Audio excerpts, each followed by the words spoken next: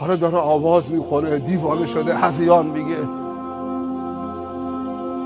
همینجور پا رو گاز، 180 تا داره میره، 200 تا داره میره. یک دفعه دید که یک قوی الهیکلی ایستاده سر جاده وسط راه، یه چیز دستشه. ایست. این دیگه نمیگه ایست خذنی معک، ایست قف، با قدرت میگه، خیلی هم قویه.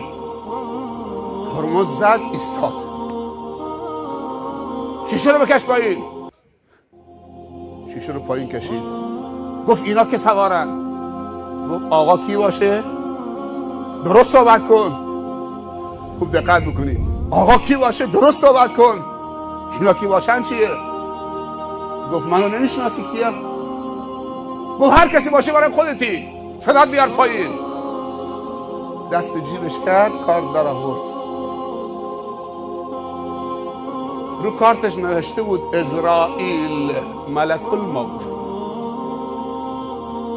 ببخشید قربان، ببخشید، شرمنده.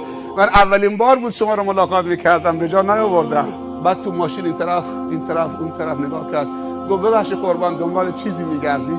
گفت دنبال دین میگردم. دین کجاست؟ تو ماشین تو دین نیست؟ دین نیاوردی؟ ببخشید قربان، دین سر جاده بود، ایستاده بود. منم رد شدم، دست زد، سلام کردم، جواب سلامش دادم.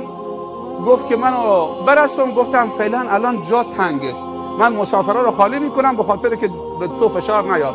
شما زیر این درخت بیستی، من سریع برمیگردم دنباله. اگه اجازه بفرمایید قربان، اینا رو پیاده بکنم برم دنبال دین. گفت وقت تمامه، لازم نکرده دین بیارید. اجل تو رسیده، خدا منو مأمور کرده که بدون دین قبضه روحت بکنم. دلار داری، ریال داری، دنیا داری، زن داری، بچه داری، ماشین داری، هوای خنک داری، کولر داری، آب یخ دارید، موسیقی دارید، ماشین آخرین سیستم دارید، شهرت دارید، پول دارید، همه چی دارید، ولی دین نیست تو ماشینت، همراهت نیست. اجلت رسیده، من مجبورم که بدون دین قبضه روحت بکنم. هرچی التماسش کرد گفت فایده نداره.